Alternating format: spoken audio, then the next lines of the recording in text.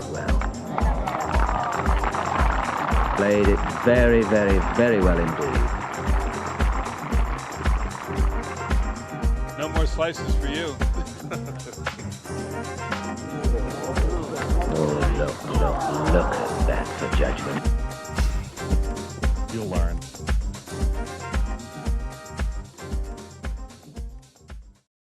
Hello everybody, welcome back to Sliced. It feels like we've been away for a little while, but of course we did an episode last week. It was just a bit different. Hopefully enough of you enjoyed it. I've not looked to see how many people listened to it. But anyway, we're back to our regular stuff a little bit later than usual. I would say to allow us time to deep dive, analyse Ryder Cup records after the selections were made on Monday. But actually, it was just to allow Sam enough time to get back in the country. How was your holiday, Sam? It was fantastic, thank you, Ben. I just got back from Greece. It's a wonderful place. I don't know if you've been, but they do a lot of things right. You know, obviously the weather's amazing, the food is very good. They have the best beaches. There's a lot of it is unspoiled. They've got everything apart from maybe world-class golfers. You know, Peter Karmis would disagree, but there you go. Yes, I've never been to the mainland actually. Been to several Greek islands. Maybe the mainland should be next on the list. Yeah, so we went to the Peloponnese region, which is in the south, and it's very good. It felt very much like a couple of the islands that I've been to as well.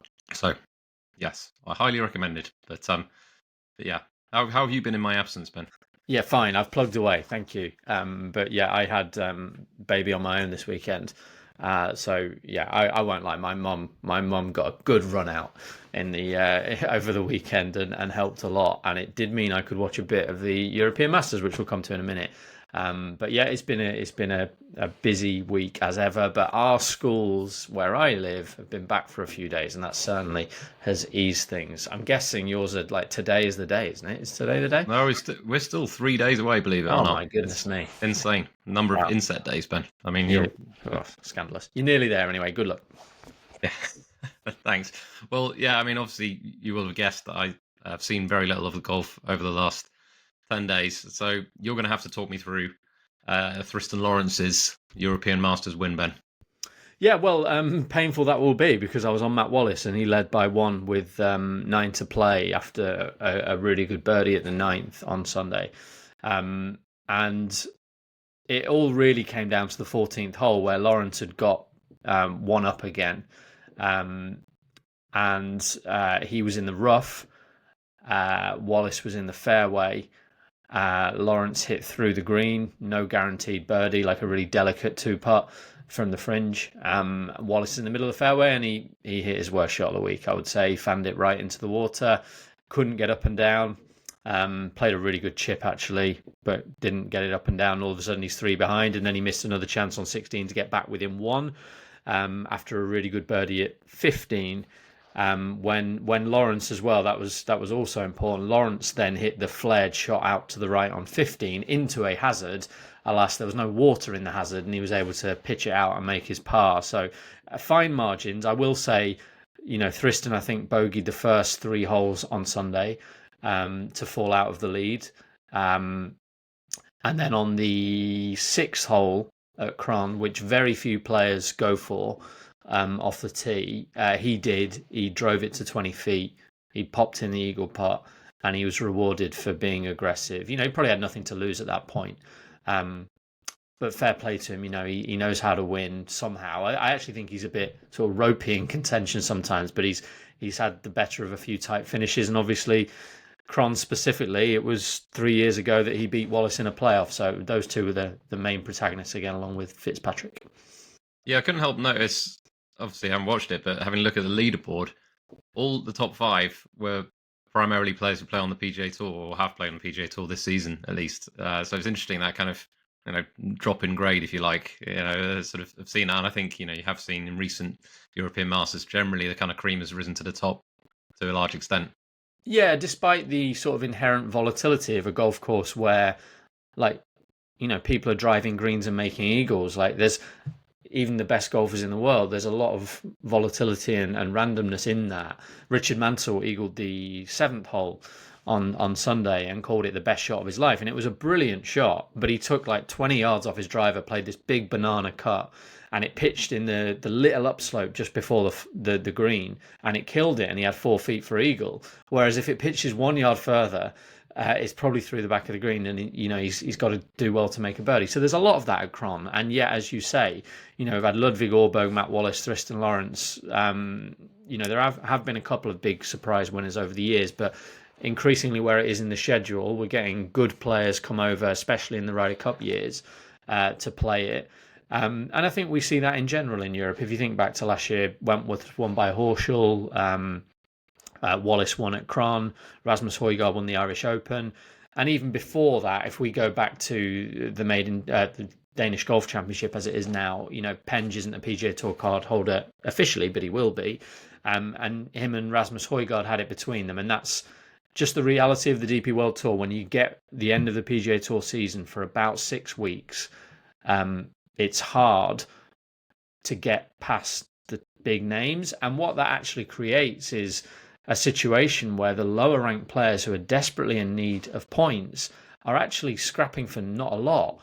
And it makes me wonder about the logic of the post-Open break, which the players voted for, because all of a sudden they've got like they had the Nexo Championship and then Denmark, and then, okay, the British Masters field sort of good but not great. But it's hard if you're down the races you buy. You've all of a sudden got stronger fields, and you don't get more points. It's not like world ranking points where if good players turn up, the upside is you're going to get more ranking points. The points remain the same, and they're being taken by really good players who actually don't need them. It's just life at the bottom of the DP World Tour. It's tough.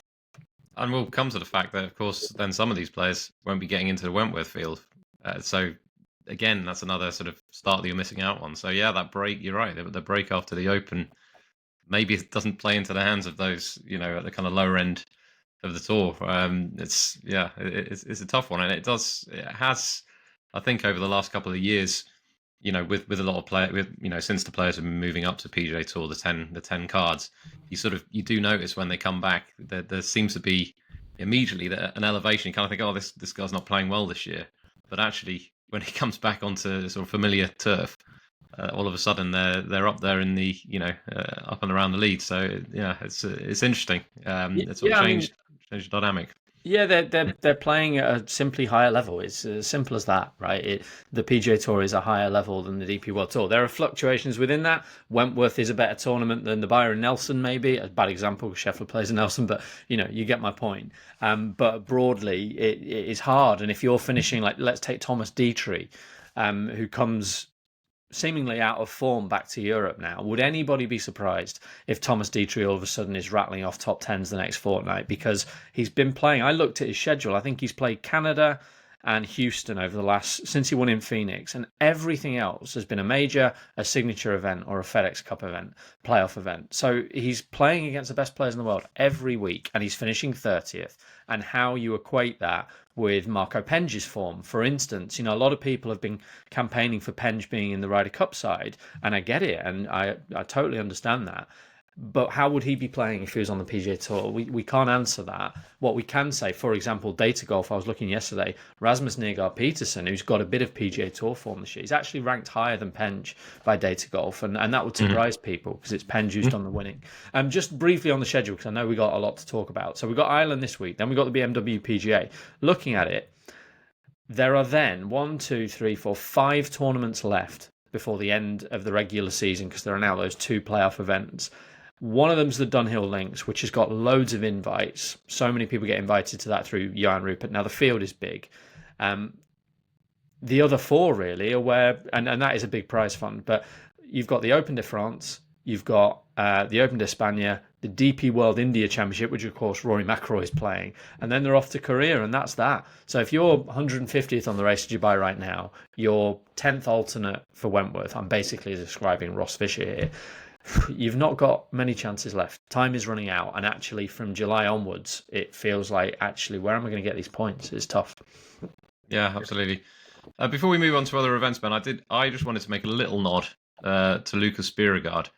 And the reason being, as I noticed, so he started this year with a tied 67th at Ras Al Khaimah, right? He then missed his next 8 cuts. And then sort of since then, he's actually, we've seen a couple of top 20s, and now, a top 10, a Cron. I think it's, I sort of very much was sort of almost of the view, because he came up off the HotelPlanner Tour last year, and he only really came up because there were two Battlefield promotions, Nigard Peterson and is it Ayora? I forget. No, John Parry, wasn't it? So he wouldn't have got, his European Tour card, DP World Tour card, had that not happened. So he just made it by the sort of skin of his teeth. Obviously, he had a very, very rough start on his return, and he's managed to turn it around. And now he's, I haven't looked at the standings now, but I'm imagining that he's sort of getting close to maybe retaining his playing privileges. I don't know if you've got it in front of you, Ben, but I can certainly pull them up. But yeah, it's great to see that. He's obviously had some struggles the last few years, like most players. His struggles. So he's 133rd now in the race to Dubai. On that, interesting that they've sort of put subcategories in this year. So the cutoff at the moment, you need to be 113 or higher to keep your card. Almost remarkably to me, 113 at the moment is Freddie's shot. And I say that because he's done nothing this year. But I imagine a good chunk of his points, I think he finished 5th or so in Mauritius at the back end of last year. He must have another good finish that I'm not remembering along the way. But he's just on the bubble. Callum Tarrant's just moved inside to 110, which is great. Rafa Cabrera-Bello in 108th. I said a month or so ago that I thought he would find a way to get it done, as it were. Matthew Southgate's on the wrong side of it in 117. Now he's playing on conditional status this year. Actually was entered to play the HotelPlanner Tour this week, but seems to have changed his mind. But anyway, they've got another cut-off here at 128, 129, which is to secure Category 19. So it's nice they're making that nice and clear. Category 19 will give you that sort of low grade schedule, the first sort of from when they start the season in South Africa and Australia through to basically June. You will be able to play probably 15, 16 events. So it's good that that's made clear as well. Gavin Green's the one on the bubble for that. And what of Category 12, Van? We talked about it quite a lot in recent weeks. Eric Barnes last week, maybe, sort of a good example of why people may feel aggrieved with it. 85 and then withdrew.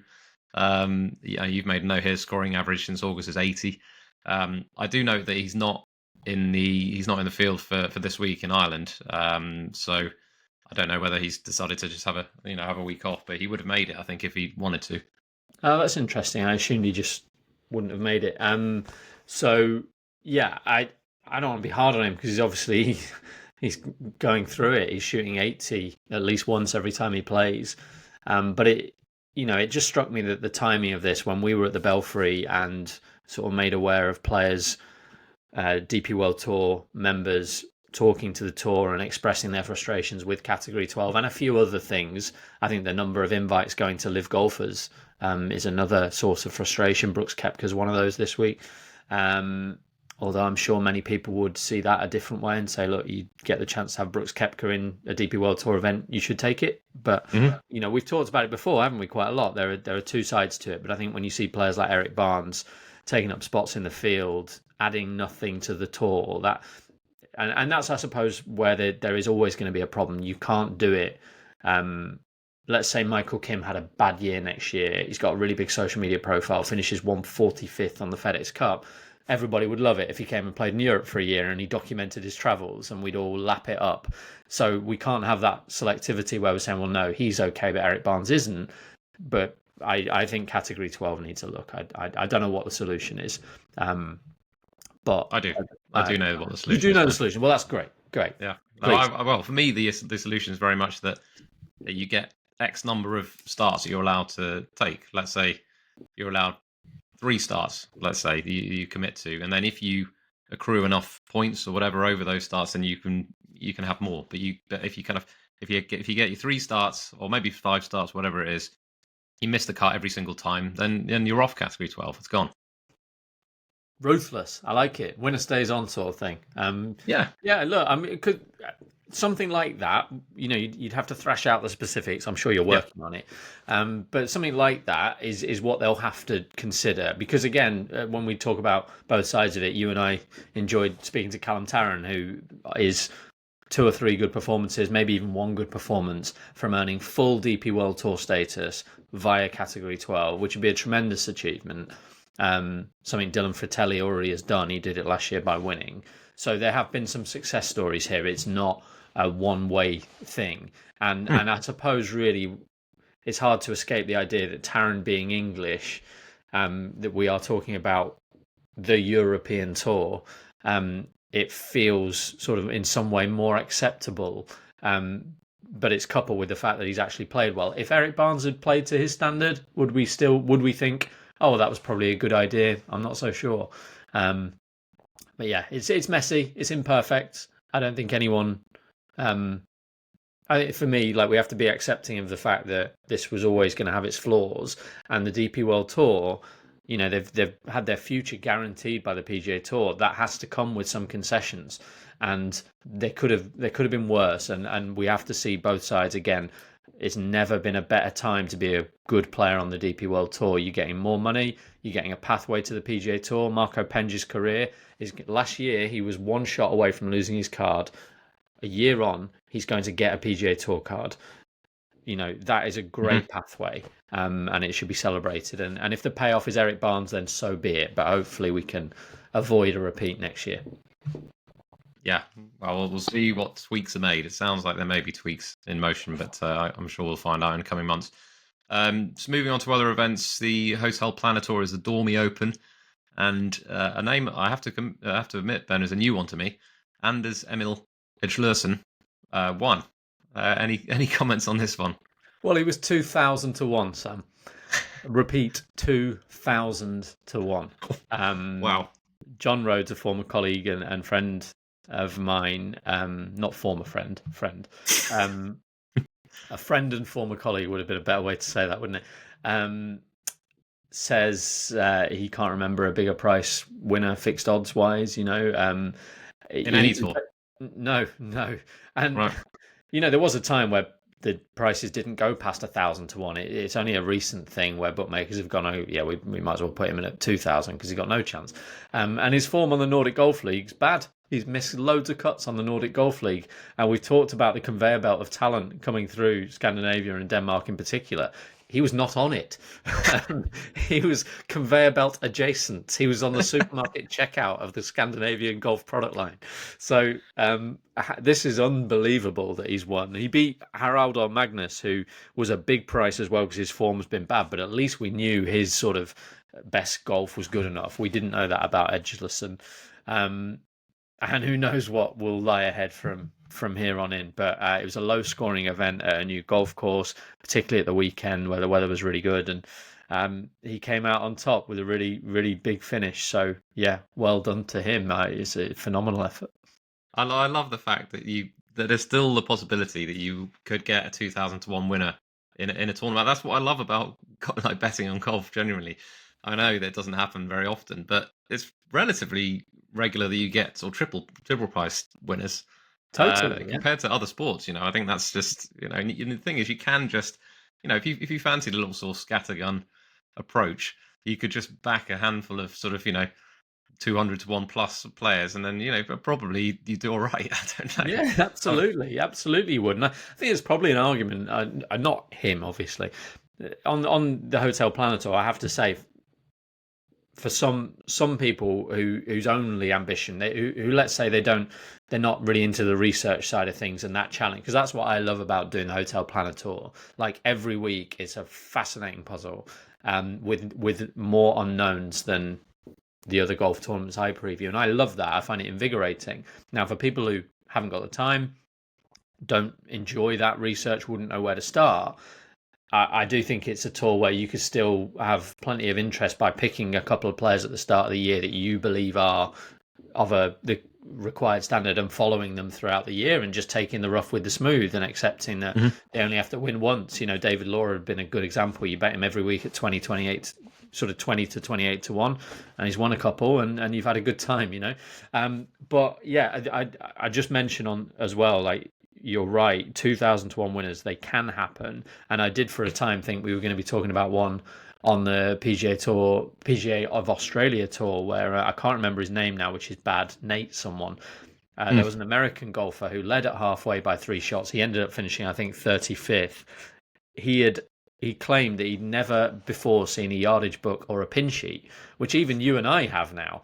And he was playing in like his second event on that tour. He had a low category from Q School.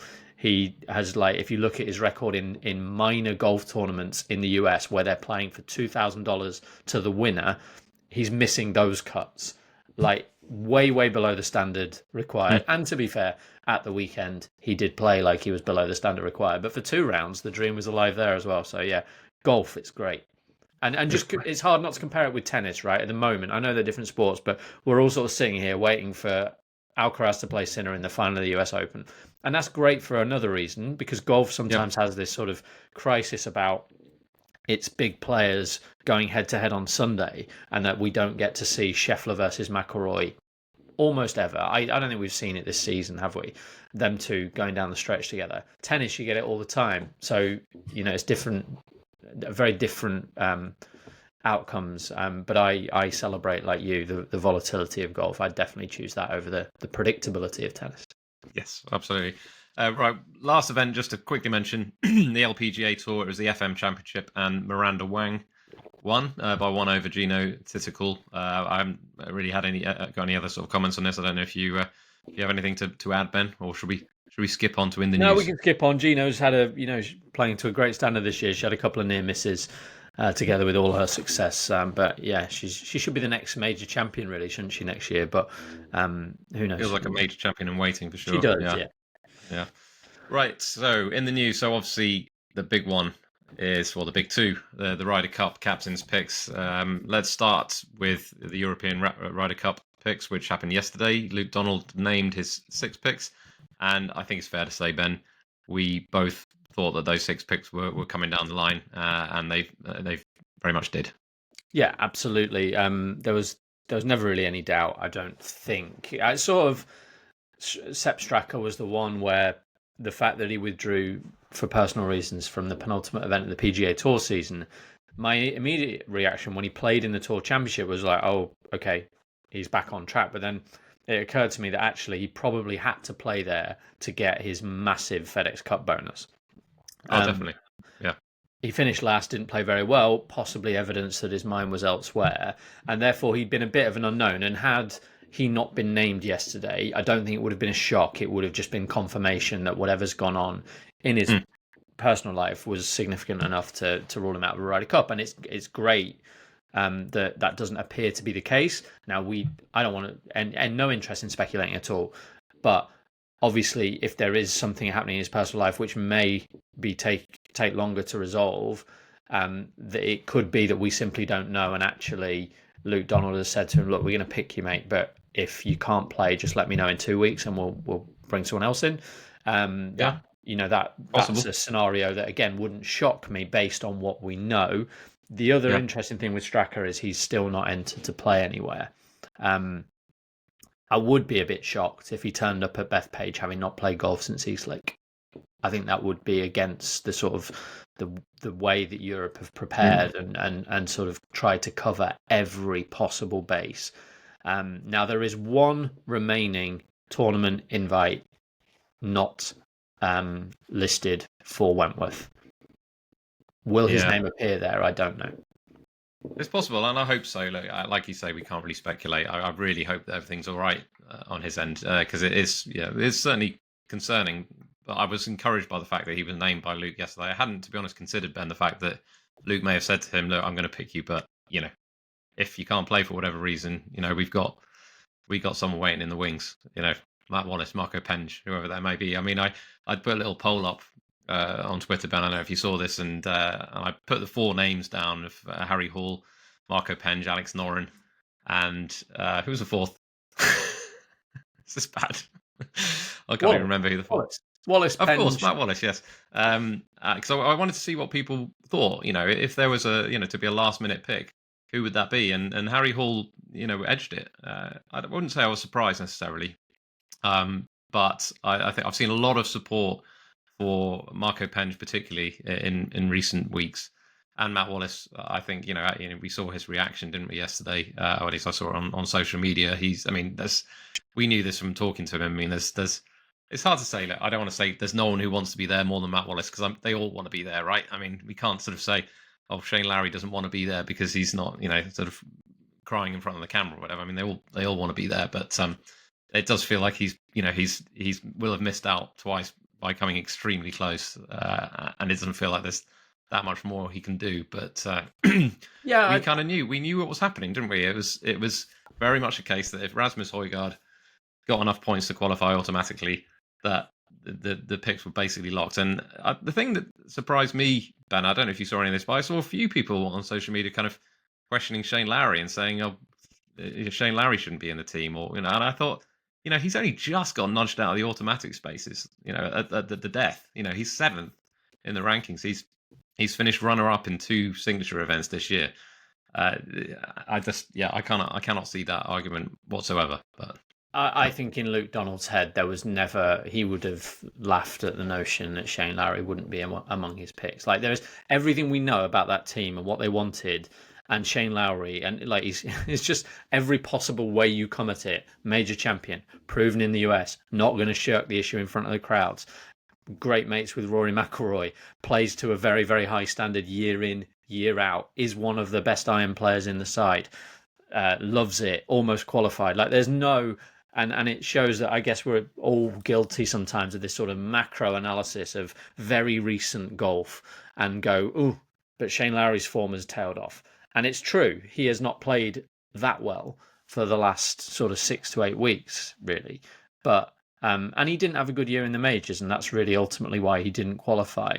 It wouldn't have taken a lot, would it? If he'd have just managed like one top 20 in a major, he would have qualified. But yeah, I don't think there was ever any doubt about that. Really, on Wallace, I think it's the accumulation, isn't it? Because actually, he was closer in 2018.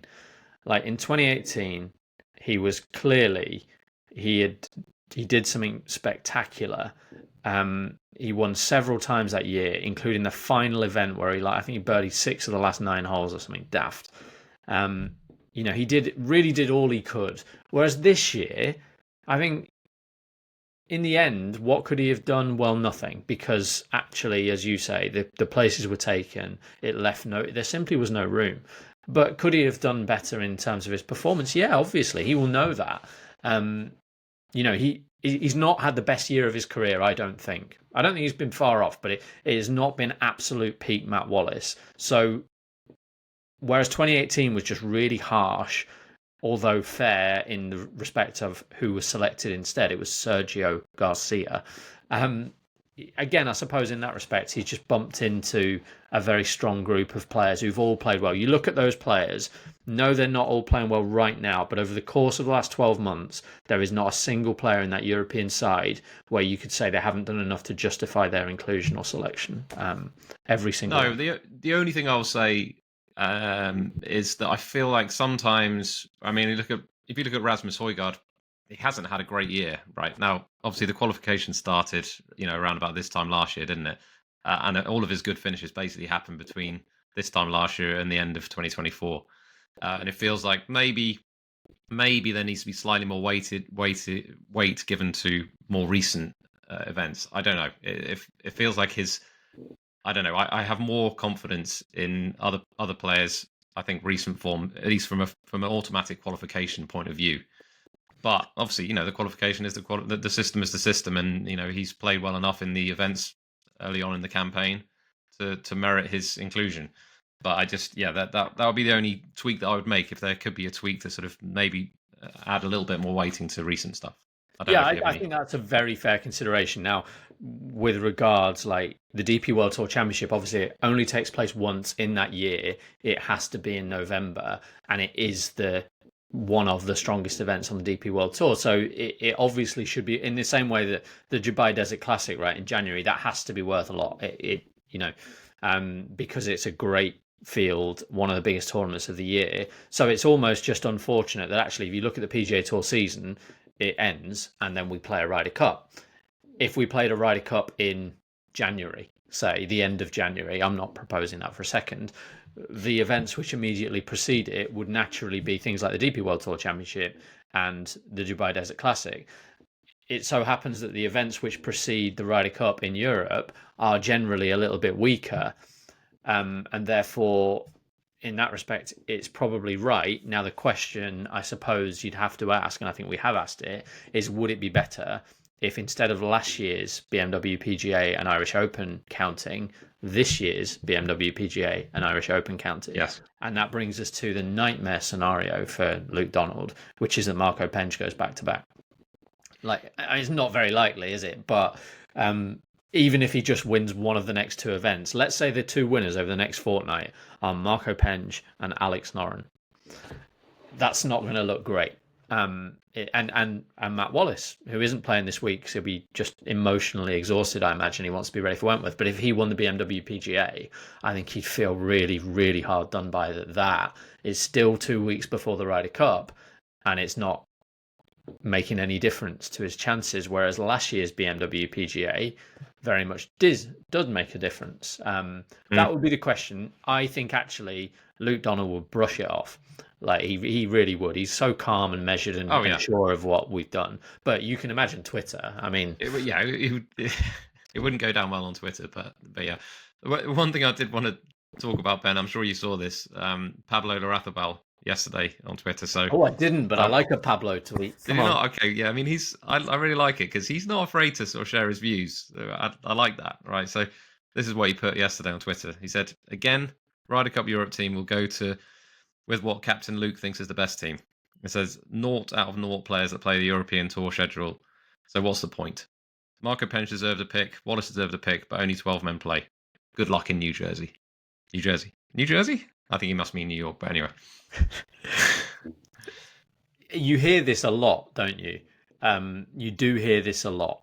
But the problem is they're on the PGA Tour because they earned it via the DP World Tour. You have to see it as a connected system. Rasmus Højgaard played on the... Actually, Rasmus Højgaard did qualify because of, as you've said, his DP World Tour form. His PGA Tour form did not really make a difference. Obviously, he accrued the odd point here and there. But the reason he's on that team is he won the Irish Open. He finished second in the DP World Tour Championship. He finished whatever at the Belfry, and he finished second in Denmark. That's not... That is DP World Tour form right there in action. But the whole purpose of any qualifying system is to end up with the best 12 players or 12 of the best 15 players. You know, what is best? Is Alex Noren better than Rasmus Højgaard right now? Who can really say, right? Probably yes, but it's negligible and negotiable. But what do they want them to do? Do they want them to keep 2 places back for the highest race to Dubai finishes? Like, that would be the solution if you wanted it. And it would be like, who would it be? Marco Penge and I don't know who would be next. But you could do that, but you're automatically sort of in a, arbitrarily limiting how good your team can be. Why would you do that? We're trying to win the Ryder Cup here. It's professional sport. It's not a prize for participation on the DP World Tour. It's something that great European golfers have strived for 50 years and more. So we want the best players, and if they are based in America, so be it. I don't really see what other option there is. I guess what Pablo is sort of wrangling with, and I sort of understand where he's coming from in the sense of, you know, you go back 40 years, everyone who played in the European Ryder Cup team was a member of the European Tour, full-time member of the European Tour, let's say. Things have changed. I mean, times have moved on, whether we like it or not, that the best players go and play on the PGA Tour. That is the reality. The fields are stronger, the events are stronger. If you play well in those events, then you probably are a better player than someone who's making an equivalent finish at the British Masters or whatever. It's just that things have changed, and I think it just looks bad, maybe to Pablo, maybe to others, the fact that obviously the Ryder Cup European team is owned by the DP World Tour, managed by the DP World Tour, and then you haven't got anyone who's playing a full schedule. But anyway, well, let's move on, because we still have to talk about, of course, the US Ryder Cup selections. We're slightly a week or so removed from this now, but did you have any comments? I mean, I don't know whether I was surprised necessarily. There was a rumor going around, wasn't there, in the days leading up, that Bradley had selected himself. That turned out not to be the case. I think when the picks came out, I wasn't really surprised with any of them. I will say I was glad. I would say that Cameron Young and Ben Griffin got selected, because I worried for a while that one of them would be left out. But yeah, did you have any comments? Yeah, the talk was that Griffin had been left out in the days before it. I think Keegan Bradley has done absolutely the right thing. He's played it beautifully. I don't want to overplay the like, ultimately everything that's happening now in terms of the talk and the psychological stuff doesn't matter, does it? Like, it's not going to affect what happens at Bethpage, I don't think. But in terms of handling it all, I think Keegan Bradley has done a really, really good job, because he's made a selfless decision that will galvanise his side. They will be so desperate. You can argue they should already be desperate to win back the Ryder Cup, and they will be. People say the Americans don't care. I don't think that's true at all. But if you need that extra 1%, and Europe have talked about that, Europe have found that 1%. Paul McGinley, 2014, getting Sir Alex Ferguson to come and rally the troops, the video of Sevi, all the stuff they do is for that 1%. Well, maybe the USA 1% is, guys, I've not played. I've not picked myself. So all I wanted to do was to play the Ryder Cup one more time. I'm giving that up for you. Go and win. And I think it probably is a great move. I do. Not to say he couldn't have contributed as a player, but I think it was the right move. So well done to him. And on a purely like human level, I don't think we should underestimate, however much we might ham up the role of the captain, I don't think we should underestimate how selfless a decision that is, how big a deal it is to effectively, I think, wave goodbye to playing. He could play at Adair Manor, but I doubt he will. And to take the one potentially last chance you have, certainly for me in a home Ryder Cup, to be in control of that decision and to say no requires extraordinary selflessness. I couldn't be more impressed by him. Selfless is the perfect word. I think I made a tweet to that extent. The thing that I'll say on top of that, so it is a selfless move, and I think it was the right thing to do, and I applaud him for it. I think maybe there might have been some sense that if things went wrong, let's say Europe win, Keegan has picked himself, he's going to go down in history as not well. Let's say it's not going to reflect well on him. Whether that's fair or not, you just know that he will be verbally lynched for that decision if the US were to lose, and I think he must have been aware of that. That must have been some part of his decision, I think. But yeah, I mean, the fact that he could well be his last chance to play a Ryder Cup, who knows? He's been playing some very good golf this year. A couple of years down the line, it could happen. I don't know. There's a lot of good players coming through. So yeah, it's probably the odds are against him for sure. We'll see. I think so. Let's not pass up probably the final, if not penultimate, chance to say how ludicrous it is that he was put in this position in the first place. Really, really, really, really stupid.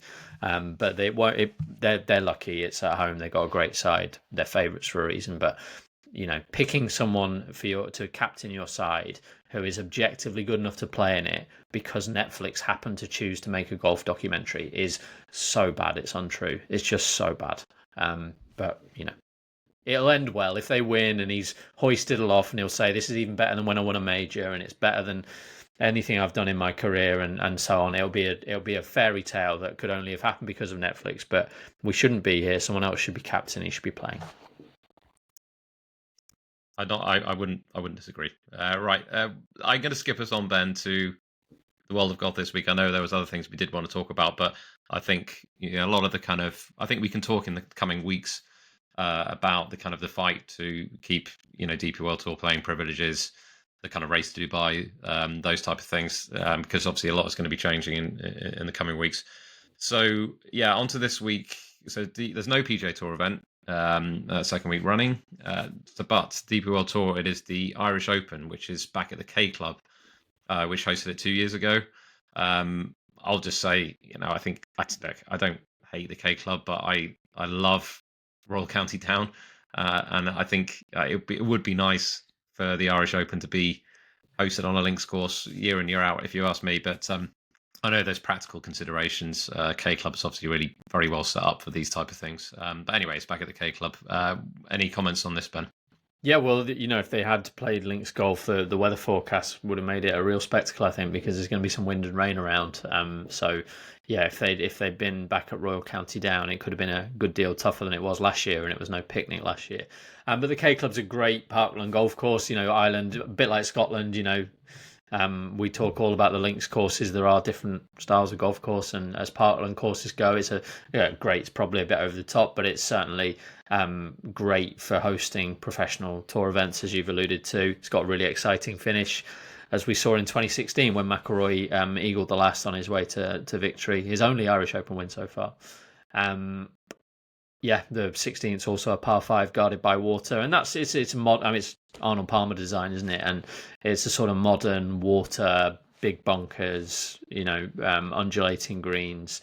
Generally speaking, I think it's a golf course for good drivers. It's pretty chunky yardage wise, up towards 7,500 yards. The scoring holes are the par 5s of 4 of those. But what's kind of striking when you look at the scorecard is that there aren't any really short holes and there aren't really any really long holes. There's not like any 520-yard par 4s or 250-yard par 3s, nor are there 280-yard par 4s and 120-yard par 3s. So it's very much like AI golf almost. Yeah, good drivers. I mean, Vincent Norman won here 2 years ago, but everybody really up there behind him was a fabulous driver of the ball. People like Grant Forrest, who's really long. I think that's probably what we're looking for again. And the question really, I mean, I've said what Europe would like to avoid over the next fortnight is probably first this week. Marco Penge is the only one who could sort of embarrass them a little bit. There'll be a lot more of them next week, but Luke Donald's got three members of his team batting for him in McIlroy, Lowry, and Hatton. So if one of those wins, he'll be very happy. Worth pointing out, I think, Ben, Marco Penge slightly surprised me. Maybe it shouldn't surprise me, given that he was obviously trying to make a late bid to qualify for the Ryder Cup team. But I think this is something like his 6th week in a row, and obviously it'll be 7 once he plays at Wentworth. So that's a long stretch for any professional golfer. Normally they like to take a break after 4 or 5. I think typically, I don't know what the average is, but it seems like he's played a hell of a lot of golf lately. That's a really good point. That's a really good point, especially now he's certainly past the threshold for getting his PGA Tour card. I suppose he's thinking he wants to win the race to Dubai. Yeah. But yeah, I guess he'll be a bit quieter in October. He'll play the Dunhill Links, I'm sure, because that's worth fortunes. Maybe he'll play that in Spain and not travel to India and Korea. Something like that, possible. Yeah. The thing I wanted to say about the Irish Open, Benel's story. Now, I think when we were at the Belfry, I told you we were watching Lucas Bjerregaard on the putting green, weren't we? And I was telling you about the fact that he was probably my worst golf betting experience when he threw away a chunky lead at Leopard Creek. But actually, when I think about it, my worst ever betting experience was quite early on in my golf betting days, and it was Thomas Bjorn at the K Club in, I want to say, 2005, 6, something like that. And he had a lead, and he hit 3 balls in the water on, I think it was the 17th hole. I remember watching it with my friend. I was in a sort of shared house with some friends. I was sort of really big and, oh yeah, I've got money on Thomas Bjorn. I can't remember what price he was. And then we watched him, hit 3 in the water, and I'm going to need another ball. It was really painful. But yeah. Other than that, I love the K Club, Ben. It brings the question of what's the worst kind of bad beat? I think it probably is the one that happens latest, like losing a playoff or losing in that way. But the one that always stuck with me is turning on. I do think there's the next worst is the one where it's over before you've even got some entertainment. I think I mentioned it before. The two that spring to mind. Once I turned on the Africa Open. I might have said this on here, but I can't remember if it was just between me and you. But turned on the Africa Open with Emiliano Grillo at like 40-1 leading, and it genuinely they didn't see the first few shots on the first hole. They just joined them when they were on the green, and he was putting from 6 feet, and the caption came up for quintuple bogey or something. I've never seen anything like it. Like, what? This is ridiculous. He actually rallied really well to place. I remember that. But the other is Shane Lowry. I think I was on Shane Lowry in Abu Dhabi the first year they went to Yas Links. In fact, I know I was. And he led by 1 going to the final round maybe. And he just made a mess of the first and a mess of the second. And then he's like 4 back. And it was one of those where, you've got the morning, maybe the kids are out. I was set up, I was ready, I was there, I got my cup of tea. It's 8 o'clock. I love that Sunday morning when they're in the Middle East. If you have got it free and they're done at about 12 o'clock and you can go and enjoy your afternoon, it's great. But it was over before it had started. So I think they're the two worst types of yeah, you want them to check out around the 12th hole if they're going to, and you've had a bit of fun, and unfortunately that's what Matt Wallace did, and it didn't feel fun. Anyway, right. Other events, just to quickly rattle through. So the HotelPlanner Tour, it is the Rosa Challenge. I know you're going to be doing a preview on Sporting Life, aren't you, Ben? There's no LPGA. I'm cheating on you and our newsletter readers. I'm sorry about that. It's a one-off. It's fine. Honestly, it's fine. There's no LPGA Tour event this week, but I'm intrigued to see that the Ladies European Tour is in Houston. That feels odd. Like that would be like the DP World Tour going to Memphis or something. Yeah, it's strange. It's one of these Aramco events. I actually was a little bit surprised they hadn't managed to get a few more LPGA Tour players into the field on invites or whatever. But Charlie Hull's favourite, it's a good field, but it's not like I thought it was going to be an LPGA Tour event dressed up as an LET event, but it isn't. But Charlie Hull's in it, Celine Boutier's in it, Lottie Wode's in it, I think. Yeah, some good players. I may have a little dig into that one, and if time allows, I may try and sneak something into our newsletter, a little preview on that front. I'll do my damnedest. Having returned from holiday, and sort of the day job may get in the way of that, but we'll see. A couple of other tours that we don't talk about much, Ben. The Sunshine Tour is the Sunbet Challenge, and the Japanese Tour. I'm not even going to try and pronounce that, Ben. Fuji Sankei Classic. You have tried and you've succeeded, so well done. Okay, good. Well you put these on here for a reason? Is it you got some interest? No, not at all. No? I can't remember why I put them on. There's just not a lot happening in the world of golf this week. The Sunshine Tour event's decent. I think what's his name, Jonathan Broomhead, and someone else. What's his name? Our favourites anyway. I did wonder. Yeah, we've got Q School underway today. A couple more first stage Q schools. So we'll see what comes of those. But Fred Biondi was the medalist in one of them last week, and some people may remember he's Brazilian for one, which is notable because there haven't been many good Brazilian golfers. He was a good amateur in Florida. He played a few PGA Tour and Corn Ferry Tour events and showed a bit of promise like last year before. So he's through to stage 2 now. We'll see how he gets on. But we are at that time of year where those first stage Q School events are happening. There's one in Huddersfield today. Belgium, the same course they had us one at last week. So yeah, we'll keep an eye on those, and if there are any notable names that come through them, perhaps we can update next week. Yeah, definitely. It's good to keep an eye on those Q School. I mean, it's the early stages. It's hard to kind of really get a good picture, but I'm already looking forward to the final stage. I love final stage Q School. I kind of wish really that it stood for more when it actually comes to playing privileges the following year. But do you know that's one change I would make, like immediately, either the top 1 or the top 3 or something. Like I know they're ranked in order of where they finish, but I think if you win Q School, you should be in Wentworth and you should be in the Rolex Series events. I just think it would be a great way to really elevate that. And although Q School is not the best in terms of turnover of player, because you get some really strange results, players who've not really shown the form to suggest they're up to the DP World Tour level, getting their cards. Generally, the winner of Q School is a very high caliber player. It was Eduardo Molinari last year, wasn't it? And I think there should be an extra reward for that, in the same way that I think the Road to Mallorca on the Challenge Tour, HotelPlanner Tour, should get those prizes as well. An extra reward on top of the ashtray that you receive for winning, being the medalist at Q School. Have you seen this? An ashtray? Well, it's not. I'm sure it's not actually an ashtray, but if you look at the picture of Eduardo Molinari holding up his trophy, it really does look like an ashtray. Brilliant. To be honest, I'll try and dig out a photo, but yeah, I agree. I think if there needs to be more of an incentive to actually win the event, and I think if it's to get into the Rolex Series events, that would be great. But we'll talk about this some more, and we should also have Ryan French coming onto the podcast in at some point next month, I think it is.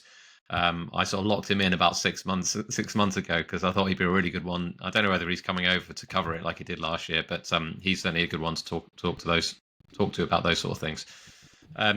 Right, player tracker, Ben. Elvis didn't play last week. Ayora was in Cron. I don't know where did he finish in the end. I know he was up there for a while, wasn't he? I think eighth. I think he was in the tie for eighth. Oh, yeah, nice. I think so.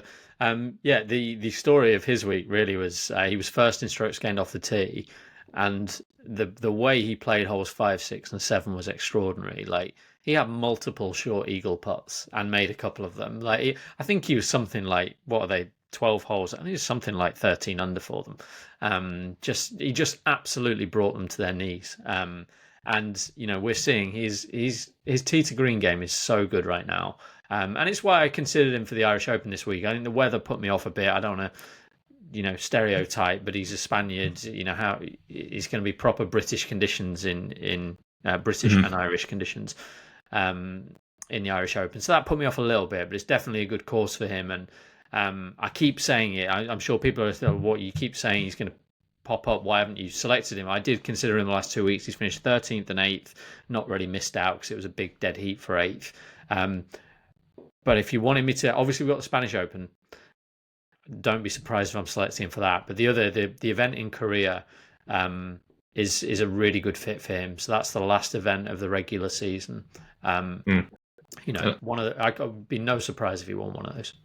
Yeah, and I'm intrigued to keep an eye on Elvis because he played really well at the Belfry. This week, I don't know. I don't know again whether or not the conditions will necessarily suit. I get the feeling he may handle them better than Angel, but yeah, I think he's one to monitor over coming weeks as well. So I'm intrigued to see how he does this week. Right, I'm going to go on to fantasy update and picks now, Ben. There have been some changes. You may be surprised because there's some new names here. In first place is Colin Delaney. Well, welcome, and in Colin. second place is David McFarlane. Wow. I mean, no sign of Lewis Blaine. No sign of... I hope he's not forgotten to enter his team or something like that. That'd be awful. That would be the sort of thing you would do, Ben. It would be, wouldn't it? I would also like to say, Ben, while we're on this topic, I am now 22nd in the league. I've had a couple of really good weeks. Let's not rule out the fact that I could win this, and it could be just the two of us playing around the golf. Yeah, I've focused all my efforts on highest bidder this year, and something had to give, and it has been. I simply have not entered my teams often enough, which is poor. I've not taken it seriously enough, and I apologise. But yeah, that is basically what's happened there. So sorry. Well, let's hear your 6 for this week, then. Well, as you seeing as you ask, I'm just entering them now. So I've got McIlroy, Lowry, Hatton, Dietrich, McKibben, and Rasmus Nygaard Peterson. So that's like, apart from Dietrich, that's 5 of the top 7 in the betting. I've only got McIlroy to use once more. I probably should save him for the DP World Tour Championship, but he'd probably only play Wentworth, India, and the DP World Tour Championship. Might play Abu Dhabi, I'm not sure. I'm going to use him this week. Lowry and Hatton. Obviously, Hatton probably play the Dunhill Links and then the DP World Tour Championship if he gets into it. Anyway, not many opportunities to use these players, but the ones I've selected in my preview on the website, obviously we usually talk before I've written that preview. I really like McKibben and Rasmus Nygaard Peterson this week. I think you've got to drive the ball well, and they're 2 of the best drivers in the field. So nice. Well, I've joined you on Nygaard Peterson. This is actually my last use of him, so I'm going all out, and I've made him captain. So yeah. I really like him. Other than that, I've left out McIlroy because I've only got 1 usage left, and I think there's going to be a better time for that. Angel Ayora, I've put in there, Ben. I do slightly worry about his sort of the conditions, but he's like you say, he's driving the ball so well, and I think this is a driver's golf course. Oliver Lindell, I'm just sticking with him. I think he's playing really well at the moment, and at some point he's going to be up in the top couple, I think. Wrighton, solid, and yeah, should suit very nicely as a big hitter. And then a couple of maybe slightly more outsiders. Richard Mansell has been playing well lately, also a very good driver of the ball, as we know. And lastly, Guido Migliozzi, because he is starting to turn a corner these last few weeks, and he's 16th here in 2023. So yeah, he's my outsider for the week. So we'll see how he gets on. You've taken it seriously because you're referring to a pen and paper there. So yeah, well done. You're being exactly. rewarded. Always old school. It's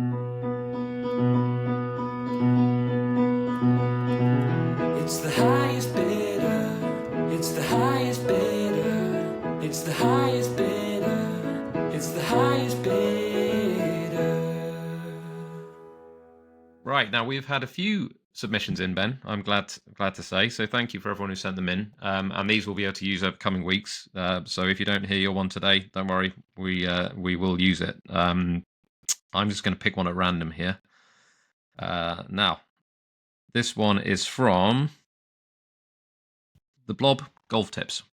Bit of a basic one for highest bidder, but could do Irish, Northern or Republic players who have played in the Ryder Cup since the 80s. Huge bid, isn't it? It's me to go first this time. You get a chance to outbid me. So this is going to be embarrassing, isn't it? It's one of those that I'm going to embarrass myself if I go too high. I'm going to say 5. You go for it, my friend. Are you sure?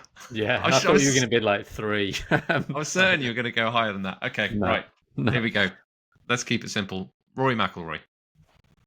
Correct. Shane Lowry. Mm-hmm. Paul McGinley. Podrick Harrington. Very good. You need one more. This is where it gets trickier. This is where it gets trickier. Wait, Graham McDowell. Oh, you were allowed Northern, weren't you? Of course. Because Northern and Republic. Rory. Yeah. Well done, yeah. I was just Googling mine to make sure it was correct, and it is. So I wouldn't have totally disgraced myself, but well done, you've won. I feel like there must have been some back in the sort of 80s and 90s that I'm. Well, my next one was Eamon Darcy. I was thinking of the Belfry, actually. But I don't know if I'm right about that particular memory, but he definitely did play Ryder Cup golf in the 80s at least once. Yeah. I was going to say, I was thinking of saying Ronan Rafferty had I needed one more, but yeah, that was one that was. Yeah. But anyway, I'm going to give myself 5 points. At some point, we'll tot up and see how we're getting on. Ronan Rafferty didn't play in a Ryder Cup, so he did. Yeah, 1989. Sorry. So yeah, you've excelled yourself, Sam. Well done. Turned the corner, Ben. I've turned the corner like Guido Migliozzi. Very good. And we've avoided humiliation, I think, just about, as our knowledge of 80s golf was once again under threat. Yeah, well, that pretty much wraps up things for this slightly later than usual Slice podcast. Thank you as ever for joining us, and we'll be back next week.